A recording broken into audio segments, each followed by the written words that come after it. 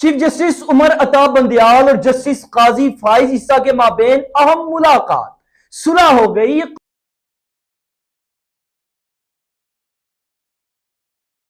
कौमी assembly convention में शिरकत, अहम बयान सामने आ गया। हुकूमत पर काले बादल मंडराने लगे।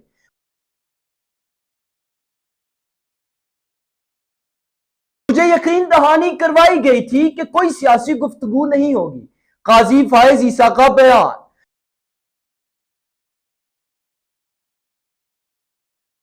वजीर आजम आजाद कश्मीर ने बड़ा ऐलान कर दिया।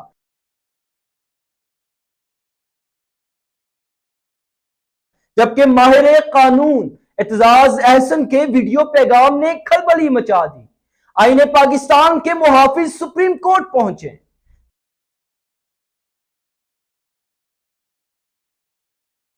ताजा तरीन अपडेट्स देखने के लिए हमारा यूट्यूब और फेसबुक चैनल देखते रहिए। बिस्मिल्लाहिर्रहमानिर्रहीम। तमाम मुहिब्बे वतन पाकिस्तानियों को मेरा सलाम। आप देख रहे हैं मेरा फेसबुक और यूट्यूब चैनल। आज जो अब तक की अपडेट्स हैं उनकी तफसीलात से मैं आपको आगाह करता चलूं। सबसे पहले अगर बात करें जो इस वक्त का बर्निंग इशू है वो चीफ जस्टिस और काजी फाइज ईसा के माबैन जो चल रहा था, जो क़यास आराइयाँ थी, इस हवाले से गुफ्तगू करेंगे। जस्टिस काजी फाइज ईसा और चीफ जस्टिस उमर अता बंदियाल के माबैन एक अहम मुलाकात होती है और उस अहम मुलाकात में मुख्तलिफ उमूर पर तबादला ख्याल किया जाता है, जिसमें जो सुप्रीम कोर्ट का फैसला था उस मुतल्लिक अगर देखें, फिर काजी फाइज ईसा की जो कौमी असम्बली में आईने पाकिस्तान की जो जुबली बनाई गई थी उस हवाले से वहां पर जो शिरकत थी, इस हवाले से भी गुफ्तगू की गई। जबकि अगर बात करें तो उनकी जो आपस में जो तनाज़ा चल रहा था उस हवाले से सुलह भी हो गई और ये भी एक दूसरे के साथ डिस्कस किया गया था कि जो मुतनाज़ा बनाया जा रहा है सुप्रीम कोर्ट को या जजेस साहिबान को, इस हवाले से सुप्रीम कोर्ट को या जजेस साहिबान को काफ़ी नुकसान हो रहा है और जो सियासत में उनको इन्वॉल्व किया जा रहा है या इन्वॉल्व हो रहे हैं, इस हवाले से फ्यूचर में काफ़ी इसके नेगेटिव इम्पैक्ट जो है वो देखने को मिलेंगे।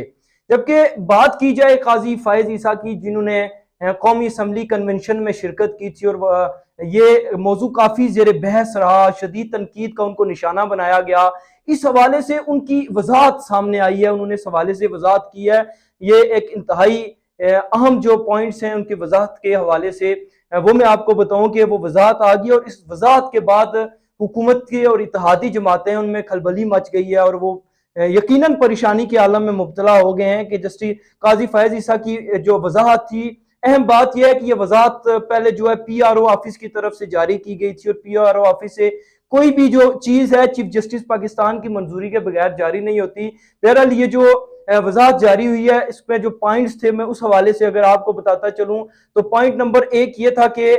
जस्टिस काजी फाइज ईसा का ये कहना था कि मुझे जब दावत दी गई तो मुझे यकीन दहानी करवाई गई थी कि कोई भी सियासी गुफ्तगू इस कन्वेंशन में नहीं की जाएगी और आईने पाकिस्तान के मुतल्लिक ही गुफ्तगू की जाएगी उसके तहफ़्फ़ुज़ के लिए, क्योंकि उसकी जो गोल्डन जुबली थी उस हवाले से वहां पर मैं गया था और अदलिया का एक नुमाइंदा होने की हैसियत से गया था। दूसरी जो वजाहत थी उसमें ये उनका कहना था कि मेरी इस हवाले से जो स्पीकर थे उनसे भी बात की, जो डिप्टी स्पीकर परवेज अशरफ साहब थे उनसे बात हुई थी और उन्होंने भी मुझे ये यकीन दहानी करवाई थी कि हम आईने पाकिस्तान के हवाले से ही बात करेंगे, इसके अलावा हम कोई सियासी बात नहीं करेंगे। जबकि जस्टिस काजी फाइज ईसा ने कहा कि जब मैं वहां पर गया तो मुझे मैं कहीं पर भी बैठ सकता था, लेकिन मुझे वहां पर बिठाया गया, उनके माबैन फ्रंट पे बिठाया गया। आपने देखा कि वो बिल्कुल वजीर आजम के साथ बैठे थे, फिर साबिक सदर आसिफ अली जरदारी साहब के साथ बैठे थे, उन्होंने तकरीर भी की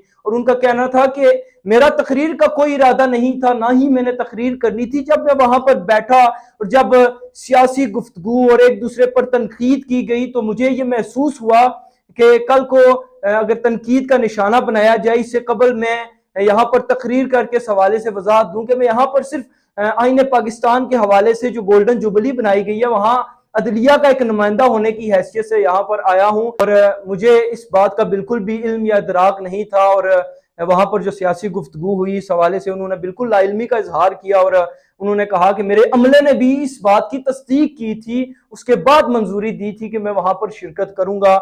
इसी तरह अगर दूसरी खबर की बात करें तो वो ये है कि वजीर आजम आज़ाद कश्मीर, इससे कबल जो मैंने वीलॉग बनाया था आपको बताया था कि उनको डिस्क्वालीफाई कर दिया गया, नाअहल कर दिया गया और उनको ओहदे से बर्खास्त कर दिया गया। इस हवाले से वजीर आजम आज़ाद कश्मीर सरदार तनवीर अलियास ने बड़ा फैसला कर लिया और सुप्रीम कोर्ट रुजू करने का फैसला कर लिया और उनको 2 हफ्ते की ऑलरेडी मोहलत दी गई थी और उन्होंने ये फैसला किया कि वो सुप्रीम कोर्ट रुजू करेंगे, इस फैसले को चैलेंज करेंगे। इसी तरह जो एक